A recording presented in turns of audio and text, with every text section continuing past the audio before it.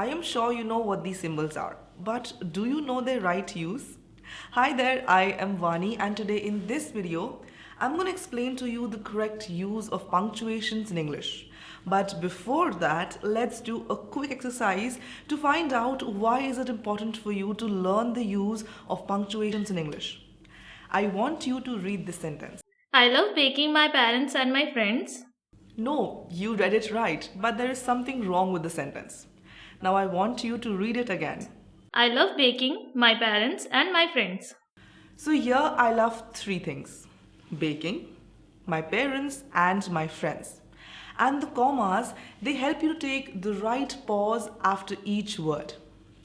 Now let's see what happens when you use the wrong punctuation. Help wanted. Whereas the correct punctuation should be help wanted. This is how punctuations they make a big difference both in your written and your spoken English. They help you to understand what is the structure of the sentence, how it should be read. It helps you to indicate your thoughts and ideas with the right pauses. If not all, it is important for you to understand some commonly used punctuations. And we will start with a wrongly used and mostly ignored punctuation, comma. So there are 6 rules of how and when to use a comma. Number 1. A comma is used when you want to separate a list of items like bread, butter, sugar, honey, oats, etc. Number 2. A comma is used for numbers according to the Indian and international currency system. For example, rupees 3,210. Number 3. A comma is used when you are directly addressing someone.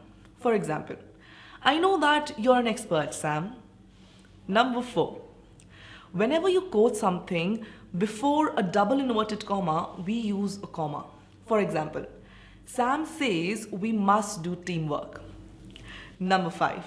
A comma is used before a conjunction that joins two sentences, like and or but. For example, I want to visit Paris, but I also want to go to New York. And lastly, we use a comma whenever we talk about the beginning of a situation. However, it is not a strict rule, but yes, it helps the reader to take the right pauses whenever you're reading. For example, now that I earn money, I understand its value. Or, if you don't know the way, why don't you use the maps? Now let's talk about our next punctuation, colon. The symbol of a colon is 2 dots placed vertically. Now let's understand the correct uses of colon. A colon is used in references, time, and title. For example, 23 hours, 4 minutes, and 21 seconds. Number 2. A colon is used after an introduction. For example, these are the rules that you must follow to make Maggi. Boil some water in a pan, add the cake of noodles in the pan, and so on. Rule number 3. A colon is used to extend the sentence to identify something that was already mentioned in the sentence earlier. It is like an equal to sign. For example, to master English fluency, you need 3 qualities: practice, practice, and practice. So, English fluency is equal to practice. Now let's talk about our third punctuation, semicolon. The symbol of a semicolon is a dot with a comma placed vertically. You know, the rules of semicolon are quite easy. So let's start with our first rule. We use a semicolon instead of using the conjunction and. Note, after a semicolon, we do not capitalize a word except for proper nouns. For example, I went to the museum to do some research on Monday. Mondays are usually crowded. So in this example, M is capitalized because Monday is a proper noun. Rule number 2. A semicolon is used between 2 complete sentences when the sentences are not related to each other. For example, I went to the library to read books. My mother went to the market. So over here we will not use and because both the sentences, they are not related to each other. Rule number 3. You can use a semicolon when you do not want to write a list in bullets. So instead of writing like this, you can write like this. The next one is a dash. The symbol of a dash is a small horizontal line, and there are three major uses of a dash. Number one, a dash is used to show a range between dates and time. For example, from 1997 to 2004. Number two, whenever you want to extend a sentence, you use a dash. For example, the project depends on one thing, teamwork. And the last rule, whenever you want to credit a quotation, you use a dash. For example, tell me and I forget. Teach me and I remember. Involve me and I learn. By Benjamin Franklin. Now let's move on to our last punctuation, hyphen.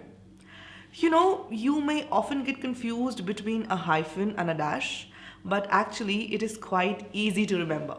So I will tell you two major differences between a hyphen and a dash. So the first one is that a hyphen is used to join words or part of words together to avoid any confusion, whereas a dash is used to separate words into related statements. For example, instead of writing 10 pounds like this, you can write like this, 10 pounds, or 1/3, or ultra expensive. The second difference is that the length of the line of hyphen is shorter as compared to a dash. Now before I end the video, let's talk about two common punctuation mistakes that you should avoid. First one, using too many commas.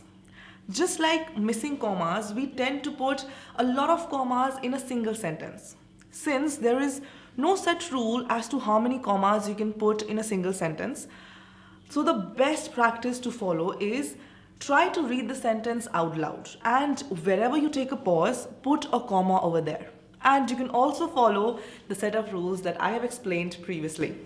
Mistake number two, misusing a semicolon as a colon. A lot of time, a semicolon can be misused as a colon. For example, I bought two things, a cup of coffee and a waffle. Use a colon when you want to set a list of items, and use a semicolon when you want to separate two related but distinct thoughts. So now that we are done with all our rules, I have a short line for you. Write down the sentence in the comments with the right punctuations. So comment your answers below and I shall help you with the correct answer in the comments itself. Well, that's all for today. I hope that you enjoyed the video. I will see you soon in my next one. Till then, bye and take care.